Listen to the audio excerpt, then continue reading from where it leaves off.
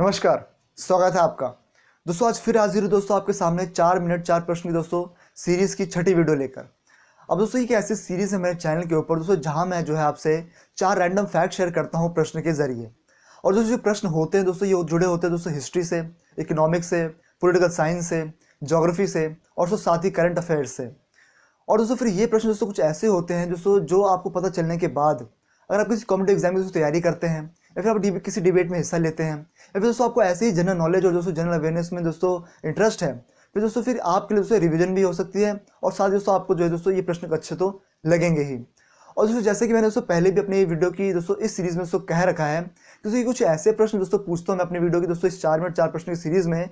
तो जो दोस्तों केबीसी शो है दोस्तों उसमें जो क्वेश्चन दोस्तों वर्थ 50 लाख और दोस्तों क्या कहते हैं 1 करोड़ के दोस्तों जो सामान पूछे जाते हैं ना, तो उसके दोस्तों कुछ दोस्तों उसके वर्थ क्वेश्चन जो है मैं भी दोस्तों अपने दोस्तों सीरीज की वीडियोस में लाता हूँ।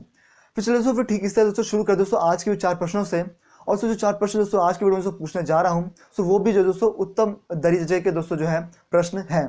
फिर चलिए दोस्तों शुरू करते हैं दोस्तों आज के पहले प्रश्न से। अब दोस्तों यहाँ आज का दोस्तों जो पहला प्रश्न आता है दोस्तों वो ये है कि हमारे देश में दोस्तों एक बहुत ही नामी दोस्तों समाज सेवक हुए थे जिनका नाम था राजा राम मोहन रॉय। अब दोस्तों जिनका नाम जो था दोस्तों वो केवल राम मोहन रॉय था और जो राजा का दोस्तों जो उपाधि है दोस्तों वो किसी और के द्वारा दी गई थी। और जो उपाधि जो राम मोहन रॉय को जो राजा की दी गई थी दोस्तों वो एक मुगल शासक था। तो उसको बताना यह है दोस्तों कि दोस्तों वो मुगल शासक कौन था जिसने जो है राम मोहन रॉय को जो है राजा की उपाधि दी थी। अब दोस्तों फिर इसका उत्तर रहेगा दोस्तों अकबर टू। अब दोस्तों अकबर जो था दोस्तों मुगल शासक दोस्तों सेकंड लास्ट था और दोस्तों क्या कहते हैं उसने जो है मुगल साम्राज्य में दोस्तों जो है 1806 से 1837 तक दोस्तों शासन संभाला था।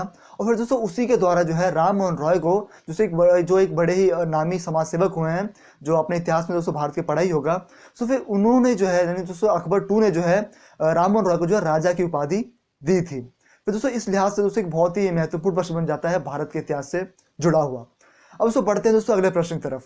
अब जो अगला प्रश्न दोस्तों जो पूछने जा रहा हूं दोस्तों वो है एक विजुअल क्वेश्चन दोस्तों यानी इमेज बेस्ड क्वेश्चन है। अब दोस्तों देखिए मैं आपको यहाँ पे इमेज दिखा रहा हूँ। अब दोस्तों ये बताना है दोस्तों आपकी ये इमेज क्या है, मतलब कि किससे जुड़ी हुई है। फिर दोस्तों जो ये इमेज जो आपने देखी दोस्तों ये है flag of president of India. जी दोस्तों बिल्कुल ठीक सुना।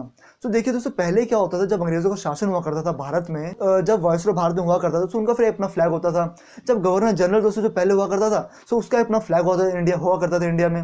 दोस्तों ठीक इस तरह जो दोस्तों भारत की दोस्तों आज़ादी के बाद यानी 1950 से 1971 तक जो है भारत के अपने एक राष्ट्रपति का भी दोस्तों एक फ्लैग हुआ करता था। तो उन्हीं को कहीं ना कहीं उसी से ये परंपरा जो भारत के राष्ट्रपति ने भी ले ली थी, उस वक्त दोस्तों सरकार दोस्तों उन्होंने अपनाई थी। फिर ये परंपरा दोस्तों भारत में भी चली 1950 से 1971 तक। फिर ठीक इस तरह दोस्तों फ्लैग ऑफ दोस्तों प्रेसिडेंट ऑफ इंडिया का भी भारत में रहा था।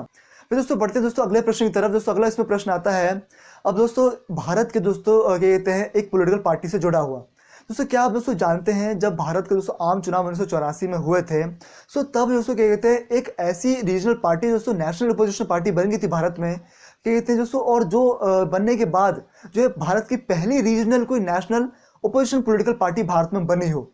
फिर आपको बताना दोस्तों वो ऐसी पॉलिटिकल पार्टी कौन सी थी। अब फिर दोस्तों इसका आंसर है दोस्तों टीडीपी यानी दोस्तों तेलुगु देशम पार्टी। यहाँ दोस्तों ने बिल्कुल ठीक सुना दोस्तों। सन 1984 दोस्तों भारत में आम चुनाव में जो है तेलुगु देशम पार्टी दोस्तों 30 सीटों के साथ जो है दूसरी लार्जेस्ट पार्टी दोस्तों भारत में बनी थी। जहाँ दोस्तों बिल्कुल ठीक सुना दोस्तों दूसरी लार्जेस्ट पार्टी बन गई थी 1984 में। और ये फर्स्ट कोई रीजनल पॉलिटिकल पार्टी थी भारत में जिसने जो है नेशनल ओपोजिशन पार्टी का दोस्तों दर्जा हासिल करा था। तो दोस्तों यही दोस्तों फिर इस लिहाज से जो है दोस्तों बहुत ही महत्वपूर्ण प्रश्न बन जाता है दोस्तों जीके का भारत के वर्ष के अंदर।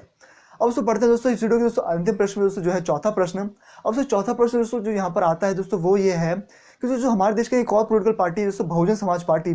तो ये दोस्तों ऐसी पॉलिटिकल पार्टी है भारत के अंदर जो दोस्तों जो है अपना सिंबल जो इलेक्शन का दोस्तों उनका एलिफेंट, तो ये अपने सिंबल इलेक्शन का जो है दोस्तों एलिफेंट दोस्तों उससे जो है ये भारत दोस्तों एक ऐसा राज्य है जहाँ पर वो नहीं लड़ सकती है।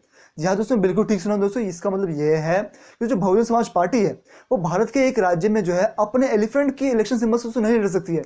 वहां पर जो है उसको अपना जो है वहां पर उसको इलेक्शन सिंबल चेंज करना पड़ेगा।